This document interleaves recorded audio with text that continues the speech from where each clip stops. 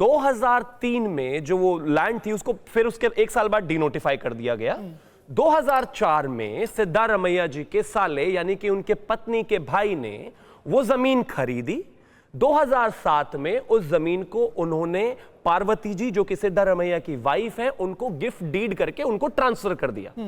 उसके बाद जो पत्नी उनके मालिक हो गई चीफ मिनिस्टर की, इस समय पे फिलहाल चीफ मिनिस्टर है सिद्धारमैया जी, वो जमीन के लिए अप्लाई किया गया कि हमें इस पर कंपनसेशन दिया जाए। जनरली क्या होता है कि मुआवजों के केसेस में कि कहीं पर सरकार जमीन देती है, कहीं पर पैसा देती है।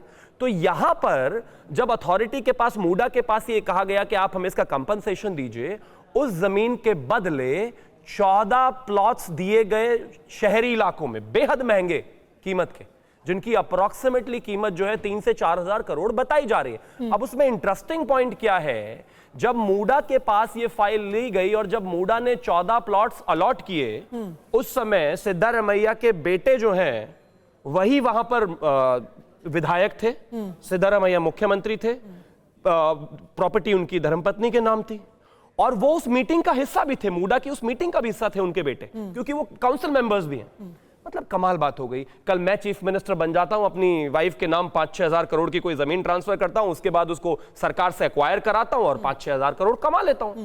पर ओपन एंड शट केस क्या हो सकता है? ठीक है, आप ओपन एंड शट केस कह रहे हैं, पर मैं बार बार एक टाइमलाइन की बात क्यों कह रही हूं, क्योंकि बहुत ही खूबसूरत संयोग है। और अवधेश जी, हमने ऐसे कुछ 2-4 केसेस निकाले हैं पिछले कुछ सालों में। क्या हुआ है, अभी सिद्धारमैया जी की बात हो रही है, कुछ और भी कांग्रेस के या गैर बीजेपी शासित राज्यों के मुख्यमंत्री हैं जिनके खिलाफ केसेस किए गए हैं। उनमें से कुछ एग्जाम्पल्स एक बार देख लेते हैं। अरविंद केजरीवाल जेल में है ही, पहले उनकी गिरफ्तारी ईडी ने की, फिर सीबीआई ने कर ली, ईडी में उनको बेल मिल गई, सीबीआई केस में अभी भी वो जेल में है। हेमंत सोरेन, उनको भी जेल में डाला गया था, अब वो बेल पर बाहर है। पर ये अकेले नहीं है, इनके खिलाफ और भी कुछ मुख्यमंत्री हैं जिनके खिलाफ केसेस चल रहे हैं। अब कमलनाथ के बेटे बकुलनाथ को, उनके भांजे और उनके बेटे को समन किया गया था। ठीक वो अगुस्ता वेस्टलैंड केस में उनका नाम आया था और ठीक चुनाव के पहले उनको समन भेजा गया था। अशोक गहलोत के बेटे वैभव गहलोत पे ऑल्सो एक फेमा का केस चल रहा है, उनको भी राजस्थान चुनाव से ठीक पहले ईडी समन्स भेजती है और ईडी उनको पूछताछ के लिए बुलाती है। तो ये संयोग तो बेहद खूबसूरत है अवधेश जी।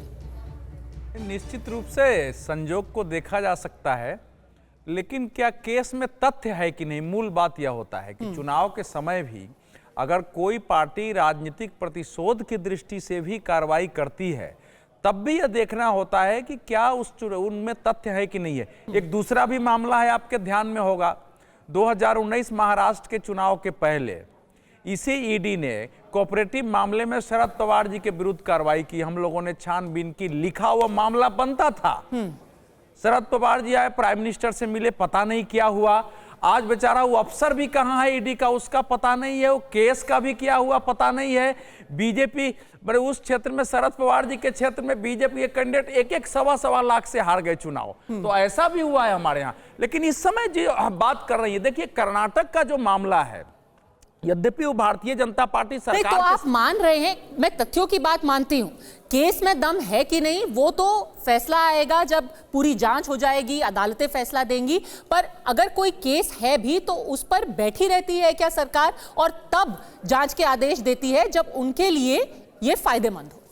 देखिए हम अगर ये मान लेते हैं कि अब जैसे देख लीजिए रविंद्र वायकर, महाराष्ट्र की बात करें, रविंद्र वायकर वो शिवसेना में थे, उद्धव ठाकरे गुट के साथ थे। चुनाव के ठीक पहले उनको बुलाया जाता है पूछताछ के लिए, फिर वो शिवसेना के कैंडिडेट बनकर के खुद ऑन रिकॉर्ड उन्होंने बोला है कि भाई मेरे पास 2 रास्ते थे, या तो मैं एकनाथ शिंदे के साथ आ जाऊं या फिर जेल चले जाऊं। अब ये बातें तो कोई इग्नोर नहीं कर सकता। नहीं, भारत, देखिए हमारे देश में, आप भी एक पत्रकार हैं, एजेंसियों के राजनीतिक दुरुपयोग के मामले हुए हैं। और यूपीए सरकार में सुप्रीम कोर्ट ने सीबीआई के बारे में क्या बोला था सबको पता है कि एफिडेविट तक चेंज हो गया, वो भी पीएमओ में, मतलब प्राइम मिनिस्टर ऑफिस में चेंज हुआ था। ये जो इस समय एजेंसियों का हमें मान के चलते हैं कि एजेंसियां पूरी तरह सरकार के इशारे पर काम करती है। मैं मानता हूं कि इस तरह अगर देश चलेगा तो कोई भी देश लंबे समय तक सिस्टम को बनाए नहीं रख सकता है। कुछ केस में तो इंटरेस्ट हो सकता है सरकार का, लेकिन इस ढंग से एजेंसी हो कि चाहे प्रतिदिन सरकार से आदेश ले, ईडी के जो है डायरेक्टर वहां बैठे रहे, सीबीआई के डायरेक्टर बैठे रहे और आदेश ले और उसके आधार पर कार्रवाई हो, ये संभव है। तो शिवम जी, टाइमिंग इज एवरीथिंग, टाइमिंग थोड़ी सी संदिग्ध तो है। पद्मजा जी, टू द कॉन्ट्ररी और उल्टा, इनफैक्ट ये तो ये सोचने की जरूरत है कि कोई एक आधा नेता भी ऐसा नहीं बचा जो क्लीन है।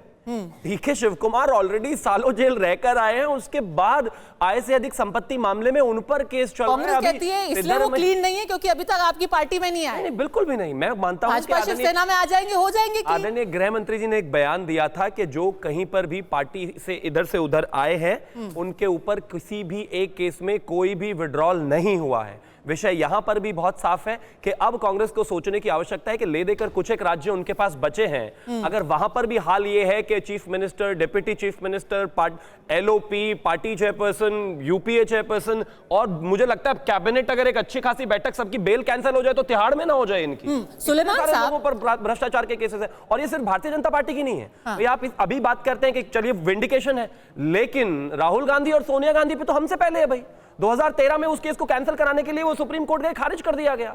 और अगर हम बात करें तो चिदम्बरम जी का इस देश ने देखा ही है, डीके शिव कुमार का देखा ही है, सिद्धारमैया अभी सामने आ गए और रॉबर्ट वाड्रा के केसेस पर लगातार चीजें चलती रही है, वो ऑलरेडी बेल पर हैं। और इसके अलावा प्रियंका गांधी, विषय साफ है, जहां जहां कांग्रेस है वहां भ्रष्टाचार गारंटीड है।